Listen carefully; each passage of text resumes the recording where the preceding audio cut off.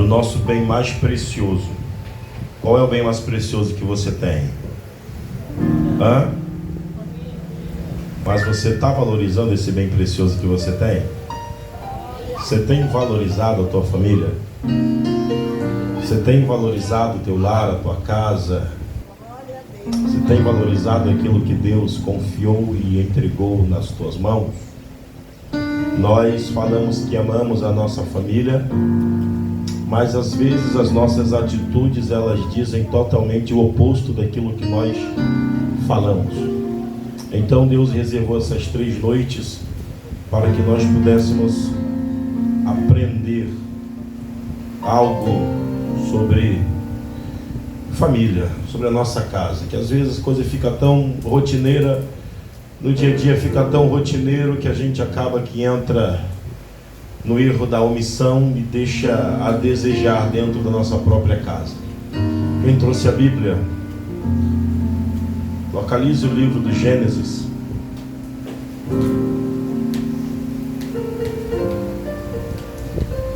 capítulo de número 6. A mãezinha com aquela criança, ela foi embora? Foi?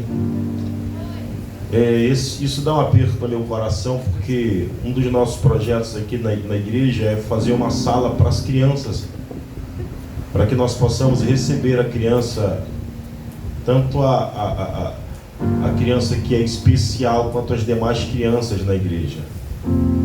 Então nós estamos orando, chorando e trabalhando para que Deus nos dê condição de, quando esse lugar ficar pronto, nós temos um lugar especial para acolher as nossas crianças, para que as mães, os pais possam ter mais tranquilidade e segurança de poder cultuar ao Senhor. Amém? Eu acredito que num futuro muito próximo nós teremos ali no piso superior a sala para as nossas crianças poderem adorar a Deus também. E Deus vai levantar uma equipe aqui de tios e tias para serem os cuidadores das crianças aqui na casa de Deus. Quantos têm a fé que eu tenho, irmão? Diga amém por isso. Gênesis capítulo de número 6.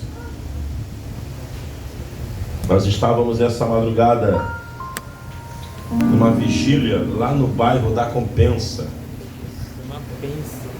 Foi... Comecei a pregar, que horas era? 3 da manhã, mais ou menos? 3. Eu entreguei o microfone 10 para as 5 da manhã.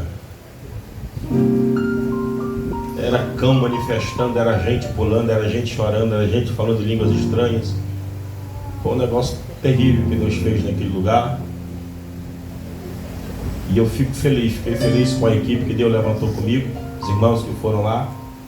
Passaram lá em casa, acabaram minha farinha, minha conserva, meu arroz, meu café. Mas eu amo vocês assim mesmo, viu? Vão lá em casa, eu gosto de receber gente em casa. A pessoa não vai lá em casa, não sei porquê, porque eu moro lá no Tarumã, né? É longe, pastor. Não, irmão, meia hora de barco você chega lá.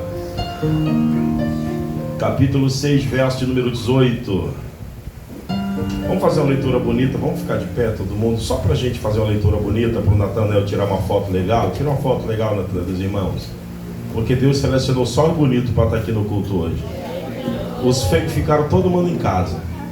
Deve ter alguém que você convidou e não veio? Pois é, ele disse: os feios não vão hoje, só o bonito. É por isso que você chegou aqui hoje. Olhe nos olhos azuis dessa pessoa e diga: como você está bonito hoje. Não olhe com alegria nos olhos verdes. Se o marido sair de casa emborrado com a esposa, peça perdão logo agora. Se a mulher saiu bicuda de casa com o marido, te ajeita agora, que daqui a pouco o negócio vai ficar sério, viu? A chapa vai ficar quente já já. Então vamos ler o texto bíblico. Livro de Gênesis capítulo 6, verso 18, diz assim o texto: contigo, porém, estabelecerei a minha aliança. Entrarás na arca, tu e teus filhos, tua mulher e as mulheres de teus filhos. Vamos ler mais uma vez. Contigo, porém, estabelecerei a minha aliança. Entrarás na arca, tu e teus filhos, e tua mulher e as mulheres de teus filhos. Pode sentar. Queridos, A pastora está sentadinha aqui porque ela está com um problema, acredito que no ciático, nervo ciático. Ela fez aqui um movimento aqui, acho que foi na quinta-feira, amor, ainda? Quinta-feira, e ela veio quinta, sexta, ontem e hoje deu. Ela está se levantando com muita dificuldade. É por isso que ela está aqui sentadinha. Mais tarde eu faço um pix de 100 e melhora. Cura todos os males. Queridos, queridas, meus irmãos e minhas irmãs, é um grande desafio nós tratarmos sobre aquilo que nós amamos, porque às vezes aquilo que nós amamos é o que mais nos confronta, é o que mais mexe com o nosso interior, porque o diabo tem lutado em todas as esferas para tentar parar, para tentar desestabilizar, frustrar, fazer retroceder, ou quem sabe até mesmo aniquilar o maior de todos os projetos de Deus, chamado família. Então o diabo, ele tenta de todas as maneiras introduzir as suas ideias por intermédio de pessoas, por intermédio de homens e mulheres que não participam daquilo que a Bíblia constitui, institui e constrói dentro de cada um de nós. Nós crescemos com uma ideia bíblica que Deus disse que o homem ele precisa crescer e multiplicar, ou seja, nós precisamos constituir a nossa prole, nosso lar, nossa casa. Foi dito aqui que Deus olhou para Adão e disse a Adão: não é bom que o homem esteja só. Deus não disse não é bom que o homem tenha paz. Não, ele disse não é bom que o homem não esteja só. Vou tirar a paz do homem, vou botar uma mulher para ele, vou dar uma varoa para caminhar do lado dele, né? Tem noites que ela vai dormir bem, mas vai sonhar com cão e vai acordar endemoniada, vai reclamar de tudo e de todos, né? Vai murmurar até a alma. Então o que é isso, pastor? É a família que Deus nos deu, é a bênção que Deus colocou sobre a nossa responsabilidade.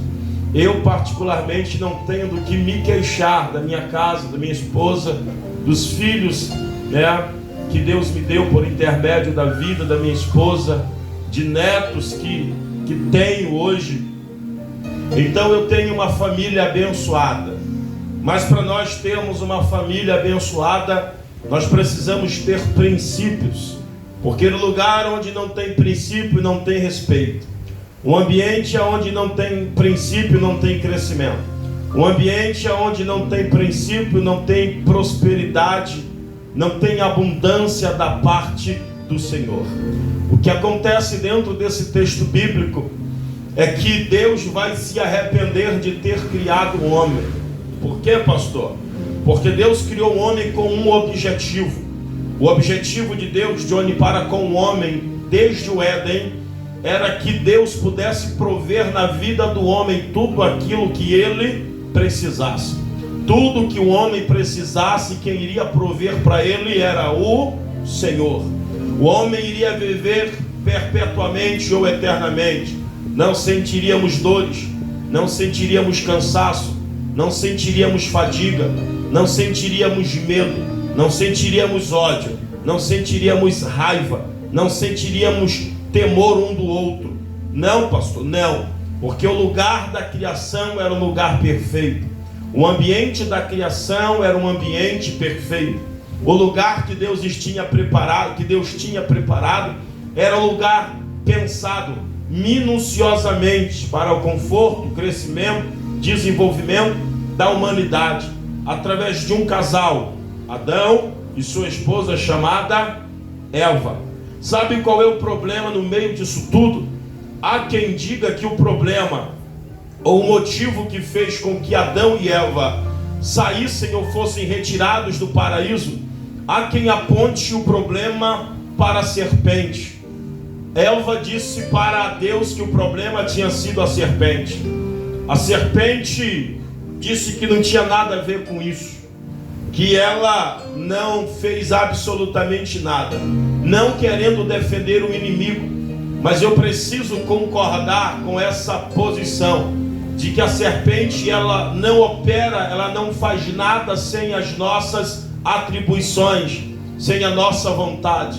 O diabo, ele coloca o prato, nós comemos se quisermos.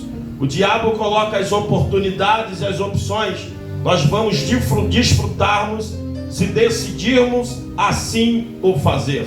Então a serpente não pegou do fruto, não tirou do fruto e não colocou na mão de Eva, mas ela comeu do fruto.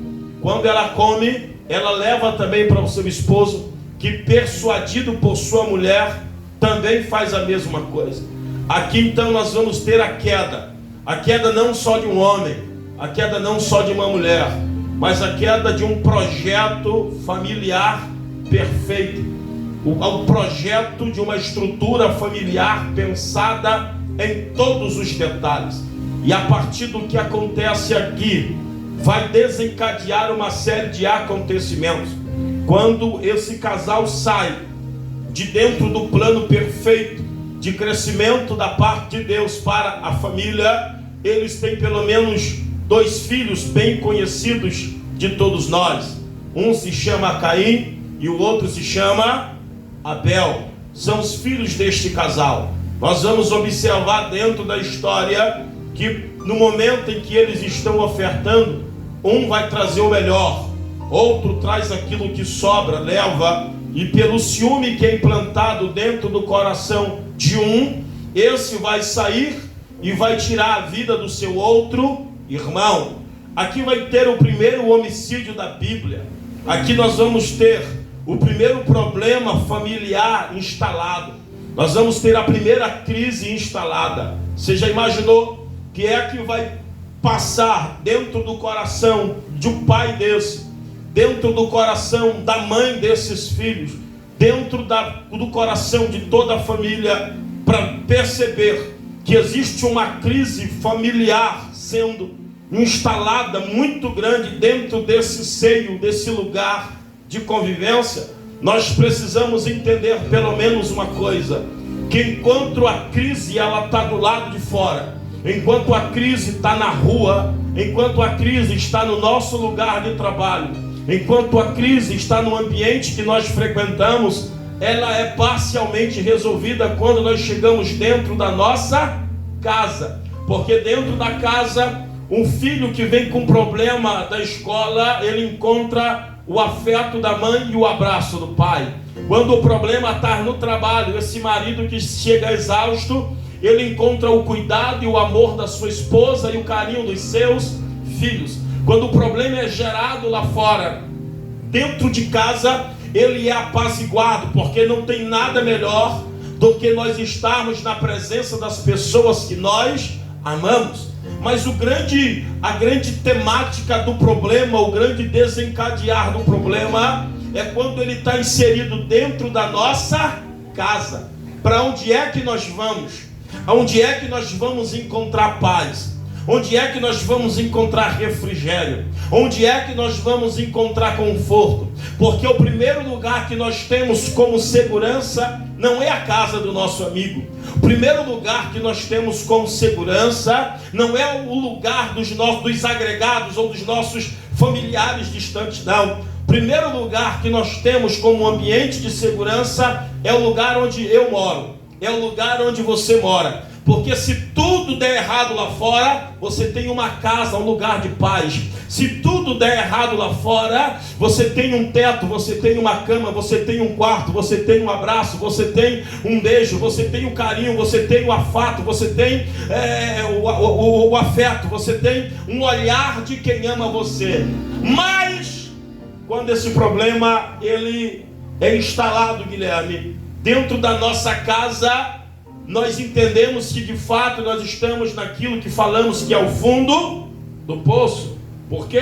Porque as pessoas que nós deveríamos ter segurança de nos ajudar, de estender a mão, de nos abraçar, são com essas pessoas que às vezes nós entramos em alguns conflitos, algumas guerras, alguns atritos, algumas confusões.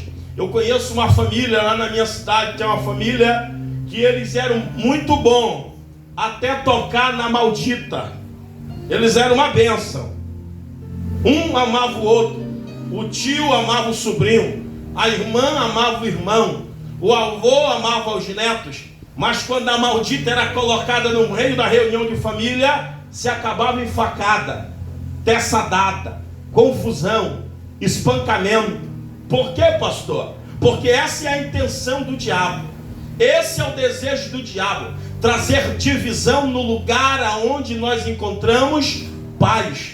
Trazer guerra no lugar onde nós deveríamos ter amor, respeito e compaixão. Então Deus, olhando tudo que está acontecendo sobre a terra, Deus olhando todas as coisas que estão lidando ali, Ele olha para tudo e diz: vou acabar com tudo, vou destruir tudo. Decidi, não vai sobrar homem, não vai sobrar mulher, não vai sobrar animal, não vai sobrar absolutamente nada. Só que quando Deus olha para a terra, Ele encontrou um camarada que era incorruptível. Quem era, pastor? Seu nome? Noé. Deus olhou para Noé, Deus olhou para sua esposa, Deus olhou para os filhos de Noé, Deus olhou para as noras de Noé, que eram as esposas de seus filhos, e disse: olha, Noé, por causa de você, eu terei misericórdia. Eu tenho um projeto de salvação. Qual é o projeto, Senhor? Constrói uma arca, prepara uma arca, e quando você tiver com a arca preparada, vai entrar dentro dela você, vai entrar dentro dela sua esposa, vai entrar dentro dela seus filhos, e vai entrar dentro dela a esposa dos seus filhos. Olha que interessante. Deus tinha todas as possibilidades para acabar com a humanidade e com os humanos que ali habitavam. Mas quando Deus olhou para tudo que estava acontecendo, Deus não enxergou um homem somente.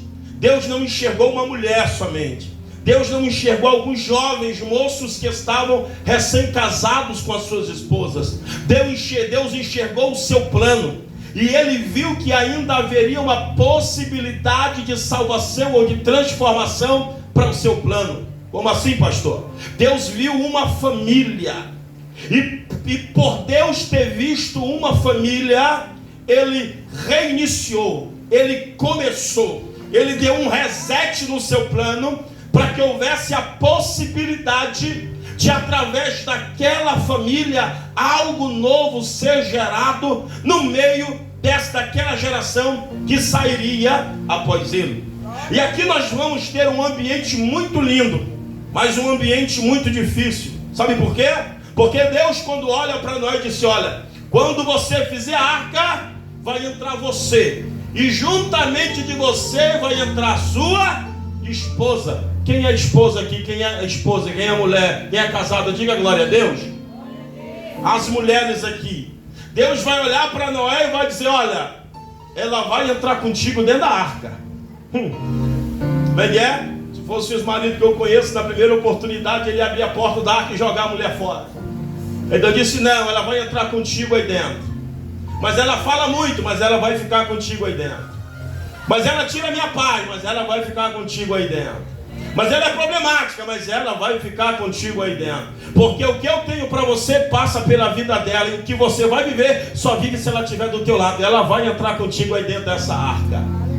Então Deus olha para aquele cenário, para aquele ambiente e diz: olha, Noé, você entra, mas ela também vai estar junto com você. Sabe qual é o ambiente que a gente cresce? É o ambiente que nós somos confrontados. Olha só, cadê os homens aqui, os casados? Digam glória a Deus. Todo homem casado já ouviu isso aqui: não faz e eu te avisei.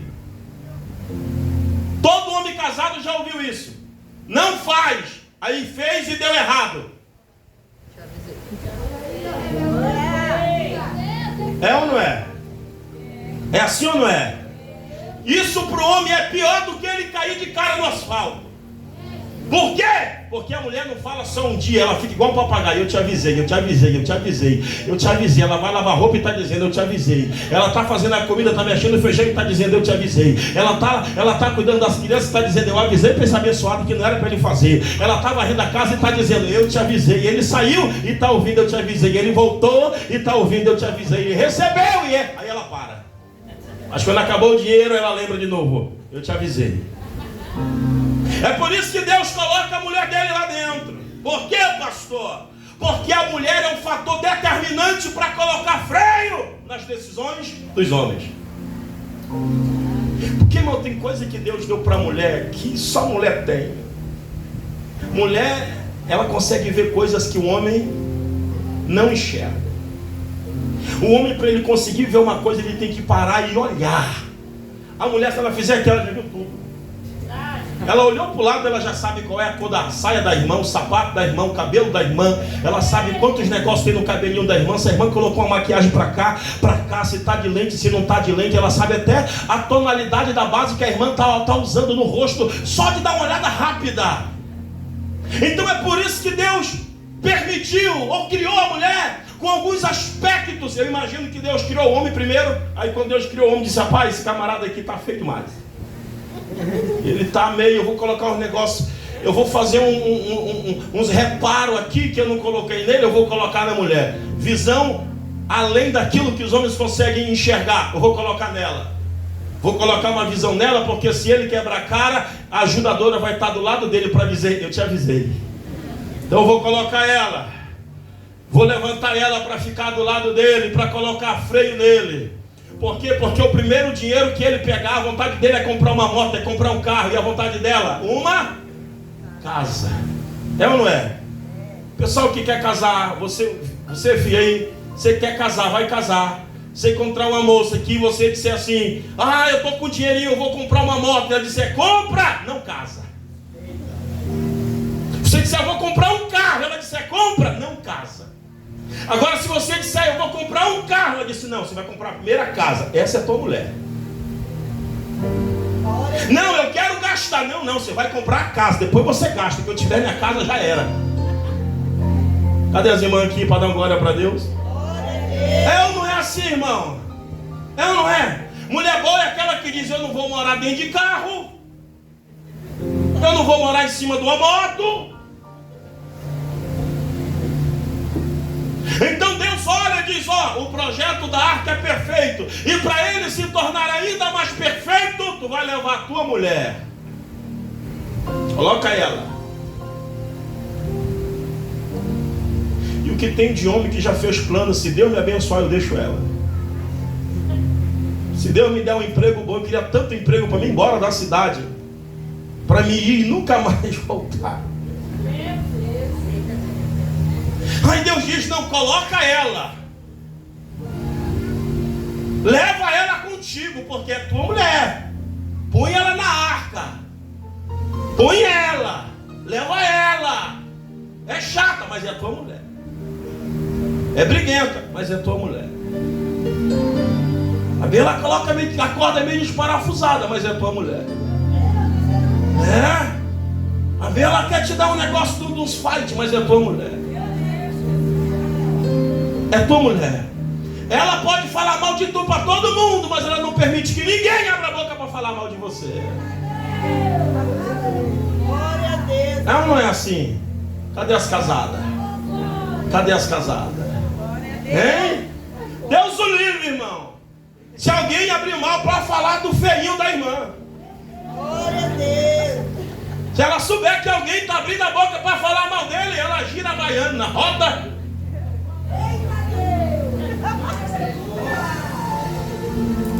Aí a amiga fofoqueira acha que tinha intimidade porque ouviu ela falar e disse, não, eu posso, você não pode. Eu falo porque ele é meu marido. Então Deus está dizendo para Noé, eu tenho uma aliança contigo e você vai entrar na arca. Mas quando você entrar, não esquece de quem estava contigo lá atrás, quando tu estava quebrado, sem nada. Quando tu entrar, não esquece de quem comia ovo contigo de madrugada, fazendo farofa, tomando com café. Quando tu entrar na arca, não esquece quem orou contigo na madrugada, quem morou de aluguel. Não esquece de quem estava contigo no começo. Nosso problema é esse.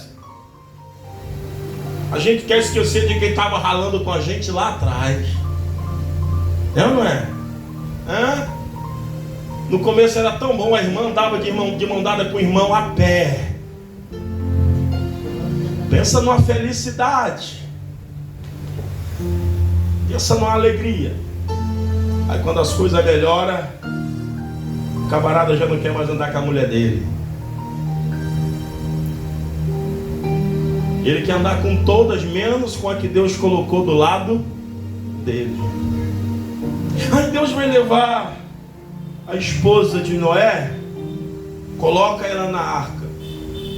Eu imagino Noé falando para Deus: Deus, mas quem construiu foi ele. Mas enquanto você estava construindo lá, ela estava em casa cuidando do curumim. Enquanto você estava separando madeira lá, ela estava em casa fazendo a comida quando você chegava do trabalho. Enquanto ela estava lá, você estava lá, ela estava aqui dando estrutura e dizendo: Deus, usa ele, abençoa ele, abre as portas para ele, prospera ele, honra ele. Meu Deus, surpreende a vida desse homem. Tem gente que ama a distância. Quando está longe é um amor, é uma saudade. Quando está perto é só guerra. Né? Ô glória, diga aleluia. Tem casal que quando está perto, meu Deus, é conflito todo dia, é guerra todo dia, é tribulação, é uma perseguição, meu Deus do céu, é uma situação assim. Mas quando alguém passa 2 dias fora,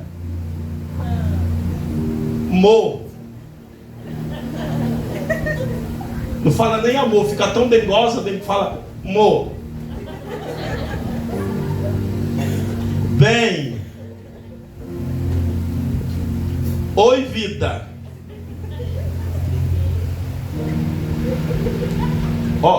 Tô sentindo falta da minha costelinha. Eu também. É muita resenha, não é? Que é isso, pastor? É viver um casamento. Porque a gente só consegue valorizar aquilo que às vezes está longe do nosso alcance, aquilo que está distante da possibilidade física de estar sobre o nosso domínio. É por isso que às vezes nós precisamos ter essa compreensão de valorização das pessoas que nós amamos. Ô Noé, senhor, coloque você e sua esposa, tá bom. Tem mais uma coisa, o quê? Seus filhos também. Os filhos, sim. Nenhum projeto que Deus nos dá, nenhum projeto que Deus coloca no seu coração, a sua família pode estar fora dele. Não planeje nada que a sua casa não possa participar com você. Não planeje nada que os seus filhos não possam estar com você. Minha avó dizia que lugar que meu filho não entra, eu não sou bem-vinda. Não sei se tem alguém que já ouviu isso. Lugar que meus filhos não entram, eu não sou bem-vindo. Então todo projeto que Deus tem para você, a sua família está incluso nele. Eu posso dizer com plena convicção para você, de que você é uma semente semeada e uma porta que Deus está abrindo para ter acesso às pessoas da sua casa e da sua família. Através de você, como Deus disse a Abraão, serão benditas todas as famílias da terra. Através de você será bendita a tua casa, através de você será bendita a tua parentela, através de você serão benditos quem mora perto de você, através de você a salvação vai entrar em lugares praticamente improváveis, através de você. Então Deus deseja fazer uma aliança com quem, pastor? Com a família. E nós precisamos ter muita coisa em comum. Tem um texto bíblico que diz que uma casa dividida ela não prospera. Olhe para cá. No casamento, vou falar muito sobre os casais, depois eu vou chegar lá com os jovens. Calma, tem uma vitamina para vocês aí. Dentro de um casamento, pelo menos eu vivi e vivo isso com a minha esposa. Quando a gente não tem essa de meu dinheiro e teu dinheiro. Não, eu trabalhei é meu. Não, você trabalhou é seu. Você gasta o seu e eu gasto o meu. O que é isso? É uma casa dividida. Projetos divididos. Planos divididos. Objetivos divididos. Então, quando entra nessa parte financeira, começa um conflito dentro da casa. Por que não? Porque você paga a luz, eu pago a água. Tu paga a internet e eu pago isso. Tu paga aquilo e eu pago aquilo outro. E o aluguel, eu não estou morando só, a gente divide. E eu vivi e vivo uma estrutura familiar na minha casa de que não existe meu dinheiro e nem dinheiro dela. Existe o nosso dinheiro. O nosso dinheiro. Quando nós trabalhávamos empregado, nós pegávamos o nosso salário, a gente sacava e colocávamos na gaveta. O que tem para pagar? Tem isso aqui. Pega, junta o dinheiro todo, paga. O que tem isso aqui? Paga. O que sobrou? Deixa guardado. Se você precisar, o dinheiro está aí. Se eu precisar, o dinheiro está aí. Por quê, pastor? Porque Deus traz prosperidade onde tem concordância, onde tem o mesmo objetivo, o mesmo alvo em comum. Quais são as prioridades da casa? Quais são os objetivos desse casal? Quais são as metas estabelecidas por vocês? Nós sempre no final de ano, ou todos os anos, nós costumávamos, quando a gente foi morar junto, a gente tinha uma cama, 2 travesseiros, um lençol de cama, um ventilador azul e 2 armadores, que eram os 2 guarda-roupa. Ela usava uma porta e eu usava o outro. Os 2 armadores eram os nossos 2 guarda-roupa. Ela pendurava as 2 mudas de roupa dela num e eu a minha muda de roupa no outro. Qual é o nosso objetivo esse mês? Vamos comprar isso. Junta, vamos comprar. Mês que vem, o nosso plano anual. O que a gente precisa conquistar esse ano? É isso aqui, coloca, é isso aqui, é isso aqui. Vamos trabalhar para esses objetivos. Porque uma casa que trabalha para um objetivo comum é uma casa que vai ser abençoado pela mão do Todo-Poderoso. Só que hoje, o modelo de casal é isso. Para quem está de fora da base, para quem está de fora da instrução bíblica, o homem recebe o dinheiro, o primeiro lugar que ele para antes de ir para casa é no bar. O primeiro lugar que se para onde é hoje? Num bar. Numa boca de fumo, onde tem droga. E ali ele deixa 50% do salário dele do mês. Volta para casa, paga algumas contas e chega em casa sem absolutamente nada. O que é que isso vai gerar dentro da família? Conflito, problema, luta, discórdia, desavença. Por que, pastor? Porque é impossível uma família alicerçada no Senhor que ela não prospere. E aí quando a gente vira crente que vem para a igreja e diz, eu vou dar meu dinheiro para a igreja, mas dava dinheiro lá na boca, dava dinheiro lá no bar, arrumava problema em casa para ir para o brega, deixava a família perecendo para ir para a luta diária lá no mundão. E o que é que a gente ganha com isso? O que é que você ganha? O que é que nós ganhamos com isso? Absolutamente conflitos, guerras, problemas, lutas, adversidades. Por quê? Porque a estrutura familiar está sendo ferida. O alicerce, a base da família está sendo ferida. Aí a mulher, quando ela se revolta com a atitude do homem, o primeiro dinheiro que ela pega, ela não está nem aí para ele. Ela diz, eu vou me cuidar. Aí ela liga para aquela amiga dela, aquela que tu tem que faz cílio. É aquela que tu faz um cílio que fica bem assim? Aquela que tu liga para ela, tu faz um cílio. Aí tu vai contar o problema da tua vida para ela. O meu casamento está assim, o meu marido está assim. E ela, como ela é uma boa psicóloga, ela vai dizer, deixa ela, deixa ele. Ó, lá fora, ó, um monte de boy, ó, um monte, ó. Aí tu cai na besteira e deixa. Aí daqui a uma semana, quem está passando na tua frente de mão dada com ele? É ela. Perdeu o marido e ainda perdeu a mulher que coloca o teu cílio. Foi embora. Levou o teu garotão. Aí tudo que ele não dava para ti, ele vai dar para ela. Ela vai mandar no dinheiro dele, coisa que tu não fazia. Mas isso acontece porque tem algumas mulheres que elas colaboram também para isso.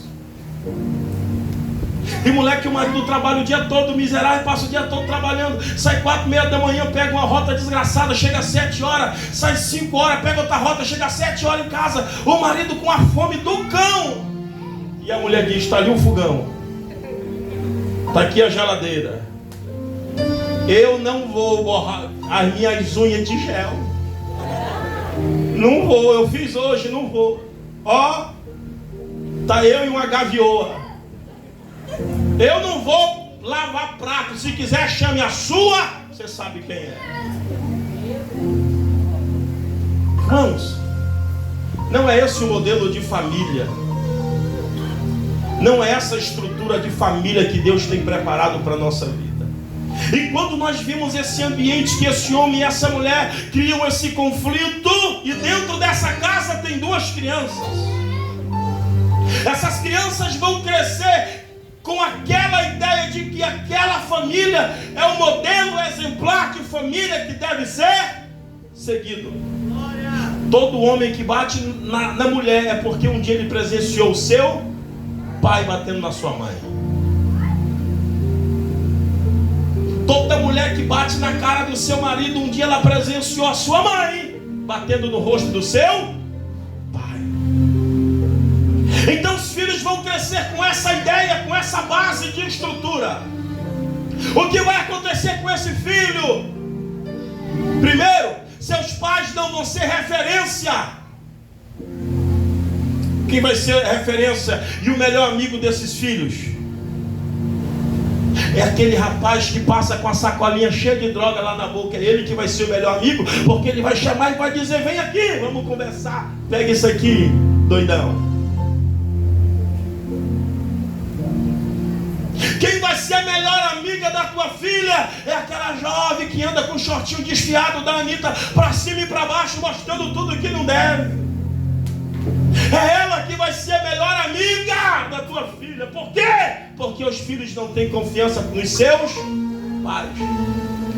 Eu liderei jovens pelo menos 3, 4 anos, não me recordo, nós lideramos jovens.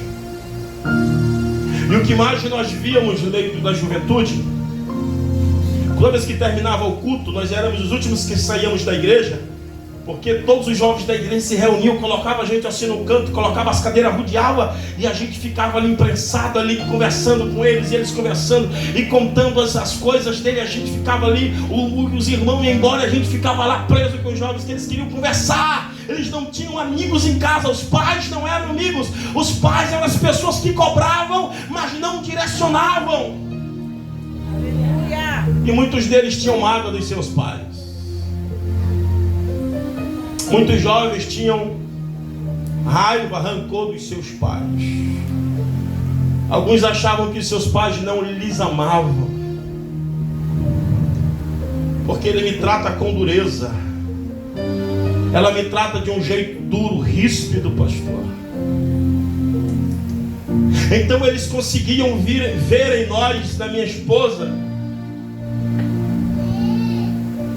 os amigos que eles não conseguiam ver dentro da sua própria casa. Eu posso dizer para vocês com plena convicção, eu fui criado sem pai.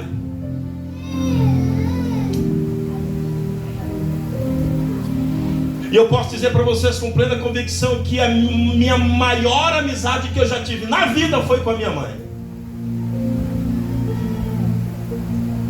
Minha melhor amiga foi ela. Ela que sentava comigo e me aconselhava, me instruía, puxava minha orelha e eu ouvia. Mas eu fui criado sem o meu pai. Então nasceu dentro de mim uma revolta muito grande com relação a ele, a figura dele. E quando alguém vinha comigo e perguntava, Johnny, cadê o teu pai? Eu dizia, não tenho pai, meu pai já morreu. Eu não tenho pai. Meu pai morreu. Porque isso era o que os meus tios diziam para mim, porque eles tinham raiva do meu pai. E eu comprei aquela ideia, meu pai morreu. Ele não cuidou de mim, na minha memória, na minha mente, no meu coração, ele não existe porque ele não me ajudou, então para mim ele morreu. E eu passei mais de 20 anos, Luiz, da minha vida sem falar com ele, sem me comunicar com ele, sem ter proximidade nenhuma com ele. Mas chegou o dia que eu conheci Jesus. E no dia que eu conheci Jesus, a primeira pessoa que eu perdoei foi o meu pai. A primeira pessoa que veio no meu coração e na minha memória para eu liberar perdão foi ele. Sabe por quê? Porque Deus disse assim para mim: ele errou contigo, mas ele continua sendo teu, assim como você erra comigo e você continua sendo meu filho. Deus não anula as promessas que ele tem sobre a nossa vida. E eu sei que eu estou pregando para alguém, para um filho, para uma filha, para um pai, para uma mãe, para alguém que está vivendo talvez um conflito dentro da sua casa. E às vezes nós queremos colocar a culpa pela realidade que nós vivemos nos nossos pais, porque o meu pai não me ama, porque minha mãe não me ama. Eu estou vivendo dessa vida porque eu tenho uma revolta no meu coração. Eu estou vivendo assim porque eu sou revoltado, ninguém me ama. Negativo. Quem precisa se amar primeiro é você. Quem precisa dar o primeiro valor a si mesmo é você. Eu tinha todas as possibilidades para me jogar na droga, no tráfico, no mundo, mas eu decidi colocar a minha vida no altar. Eu decidi colocar a minha história e a minha trajetória na casa de Deus. E da mesma maneira eu libero uma palavra profética sobre você. Da mesma maneira que o Eterno me deu direção para estar no altar na casa dele, ele vai dar para você também. Ele vai dar para sua casa também. Ele vai dar para sua família também. Porque o bem maior que nós temos é a nossa família.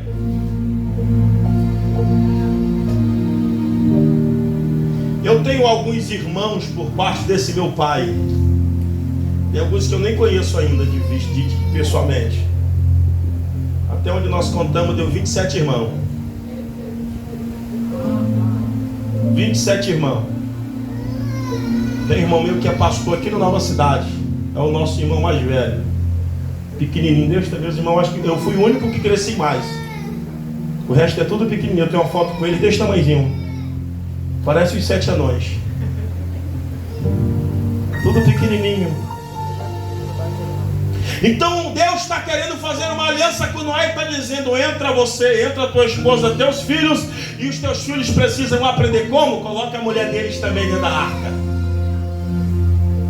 Porque o lugar que nos molda é o lugar que nós temos conflitos. Todo filho que está aqui um dia se revoltou dentro de casa na sua juventude. Quero ver o filho que um dia não se levantou revoltado e disse: eu vou embora de casa. Aí a gente se levanta decidido a ir embora. Arruma as coisas dentro de uma bolsa carga e uma sacola do bebê. Vai embora. Vai para onde? Eu vou para a casa da minha amiga, porque a minha amiga me ama, ela te ama. Até o 5º dia. Depois do 5º dia, a mãe da tua amiga está dizendo: quando é que essa encostada vai embora? Quando é que esse encostado vai embora? E aí, qual é a casa que a gente lembra depois que a gente é expulso da casa dos outros? É a casa dos nossos pais. Um dia eu disse: eu vou embora. Falei para minha mãe: mãe, eu já estou muito crescido, eu vou embora. Vou viver minha vida. Eu tinha 13 anos. Eu saí depois do café e voltei antes do almoço. Eu comi, Luiz, e disse: eu vou embora dessa casa. Coloquei 3 pão na bolsa. Disse: eu vou me embora. Quando deu 11h30, eu disse: mãe, estou de volta. Porque não dá para a gente viver longe do ambiente que nós sentimos amor. Quantos casais aqui, quantas famílias têm histórias, né, de superação? Eu me lembro que lá em casa, a minha esposa e eu, a gente passava uma dificuldade muito grande. Eu já falei dos natais que a gente ficava na varanda de casa. A gente não tinha um ovo para fritar, não tinha nada em casa para fritar. A gente pegava a cadeira, lá naquela casa, Raimundinho, da Compensa. Raimundinho foi meu vizinho lá. A gente sentava na varanda e ficava conversando. Nós vamos cear, nós pegava uma garrafa com água e colocava, encheu o copo dela e o meu, aqui é a nossa ceia hoje. Vamos comer, beber, água. Vocês lembram dos jovens que eu falei para vocês? Depois de meia-noite um pouquinho lá vinha aquele batalhão de jovens subindo a rua de casa. Um vinha trazendo na mão arroz, outro vinha trazendo na mão salpicão, outro vinha trazendo na mão farofa, outro trazia lasanha, outro trazia Coca-Cola, Guilherme. E eles diziam: nós viemos jantar e cear com vocês nessa madrugada. A nossa família, nós temos imagens na nossa memória que não nos permitem desistir da nossa casa. Quantas vezes eu, na minha juventude, quando eu não conhecia Cristo, eu sentava na mesa de um bar para beber com a minha mãe. Eu sentava para beber com ela ali, bebia e fumava junto com ela. E eu achava que aquilo era felicidade. Eu estou feliz porque eu estou aqui perto da minha mãe. Mas depois que eu conheci Jesus, eu entendi que aquilo era um engano para matar a minha alma, matar ela.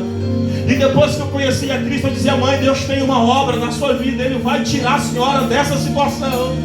Ele vai arrancar a senhora dessa condição. Minha mãe hoje não está mais viva, mas antes dela morrer eu ganhei ela para Jesus. Eu preguei para ela, eu batizei ela nas águas, eu dei para ela a primeira Santa Ceia. Por quê? Porque o projeto de Deus, no projeto de Deus não vai se perder ninguém da nossa casa. No projeto de Deus não vai se perder ninguém da nossa família. Hoje pode ter uma guerra, um problema, uma situação lá dentro, mas quando Deus disser vai entrar na arca, você vai entrar na arca, a tua casa vai entrar na arca, a tua família, ninguém vai perecer. Porque a nossa casa, a nossa família é o nosso bem mais precioso. Por mais difícil e instável que seja, o lugar que nós encontramos paz é no nosso lar.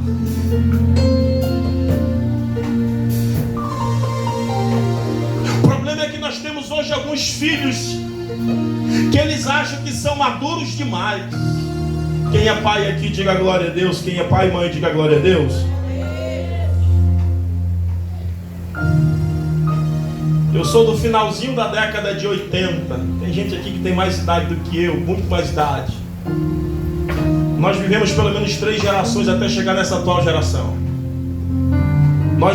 Eu vivi aquela geração de que o pai ou a mãe só fazia olhar assim, ó. Já era, sai fora, vaza, a casa caiu. Teve alguém que enfrentou essa geração esse tempo? Meu irmão, você chegava, a mãe olhava. Meu irmão parecia Braille falando assim com a gente assim: vaza, saía, embora. Aí veio a outra geração. Qual foi a outra geração, pastor? Veio a outra geração que o pai e a mãe estão conversando, o filho chegava e dizia: mentira.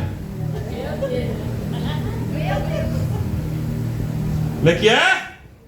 É mentira. Mentira? É mentira da mamãe. Sai, menina, vai lá pra dentro, Satanás. Depois a gente conversa. Vai. Depois que a visita ia embora, cacete, meu irmão. Peguei um cacete da minha mãe que eu cheguei até pelo meu avô que já tinha morrido. Mentira, me lava! Mamãe era muito boa. Aprontei na rua, ela disse: vem, meu filho, pega a toalha e o sabonete, vai tomar seu banho. Na hora que eu entrei no banheiro, e lá na época no interior não tinha fechadura, só encostava a porta. Era naquele elásticozinho no preguinho. Liguei o chuveiro. que eu me molhei e eu escutei. Ela dizia, agora a gente vai conversar. Não, mamãezinha. Não, mamãezinha. Não. Ela esperava cair a primeira gota d'água que é para fazer. Aquela que chupa no couro. Quem já pegou uma peia molhada? Coisa boa. Coisa boa. Uma vez ela me deu uma chinelada que ficou a marca daquele bico embaixo da sandália havaiana na minha costa. Se fosse nos dias de hoje eu estava ganhando dinheiro fazendo propaganda. Diga glória a Deus. Aí depois da geração da mentira, vem outra geração. Qual é a geração? Vem a geração que obedece os pais não pela palavra, mas pelo exemplo. É essa geração que nós estamos vivendo. É uma geração que vai obedecer você não por aquilo que você fala, mas por aquilo que você faz. Todo filho, ele não tem noção que um dia ele vai ser pai ou vai ser mãe. E toda semente que a gente planta, a gente colhe. Nós vivemos num tempo e num período de semeadura e colheita. Então os filhos hoje, eles não obedecem os pais por aquilo que o pai fala, por aquilo que o pai diz, mas é por aquilo que o pai ou a mãe faz.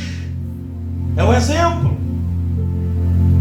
É o exemplo, pastor. É o exemplo. Por mais que no tempo eu sentasse na mesa com a minha mãe para beber, mas se ela dissesse, hoje você não sai, eu dizia, sim senhora. Hoje você não vai. Não vou. Está dito, está dito. Hoje você não... Sim senhora, a senhora que manda. Mas a nossa geração não. De jovens, essa geração de jovem não. Quem tu pensa que é coroa para falar comigo? Quem tu pensa que é para querer chamar a minha atenção e querer me dar lição de moral? É ou não é? Só que jovem, eu tenho uma notícia para você. Um dia você vai ter filhos. É, pastor, vai. Um dia você vai ser pai. Um dia você vai ser mãe. Um dia você vai experimentar na pele tudo que você está semeando hoje.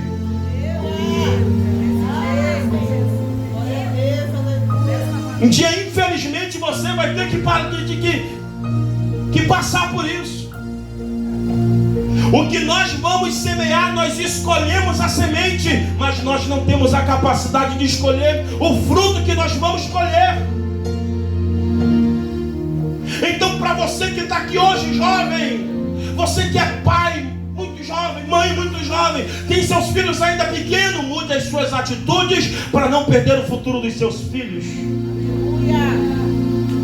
Porque o diabo está trabalhando nas nossas crianças.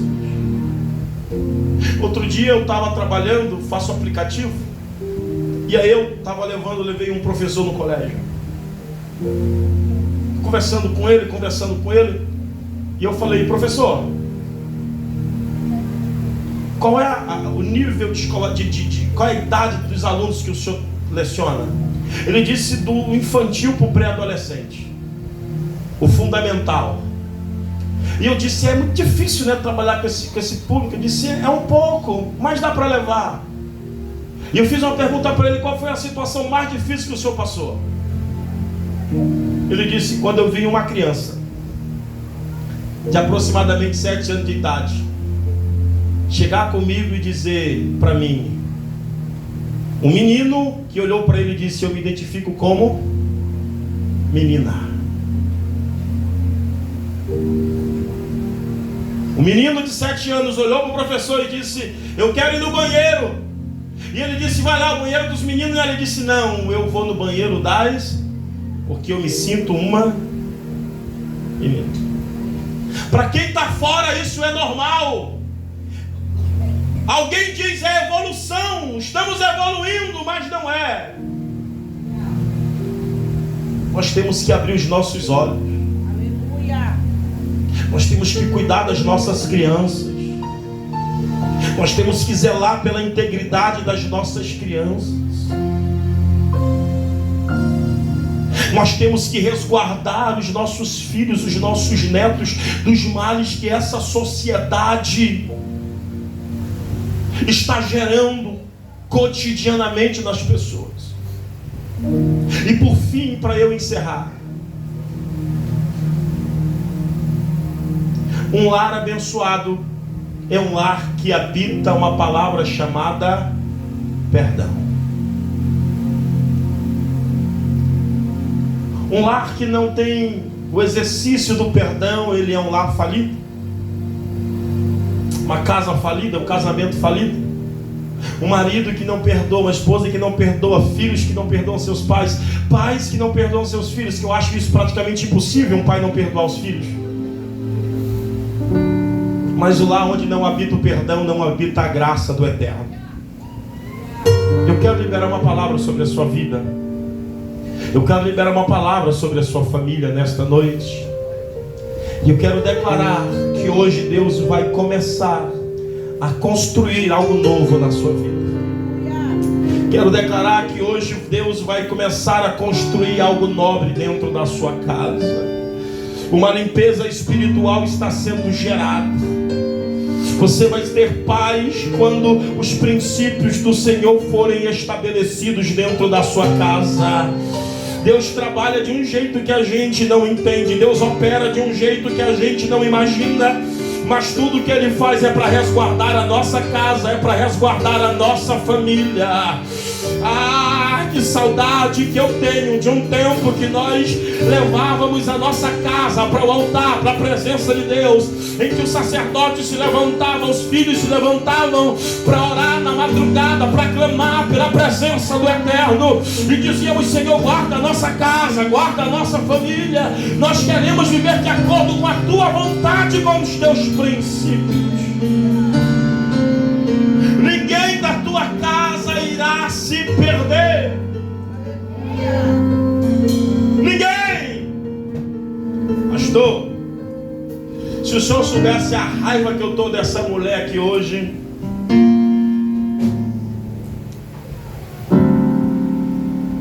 Se o senhor soubesse a raiva que eu estou desse varão aqui hoje, eu ia me transformar na Rita da música e dar umas facadas nele. Se o senhor soubesse o ódio que eu tenho dos meus pais, da minha mãe.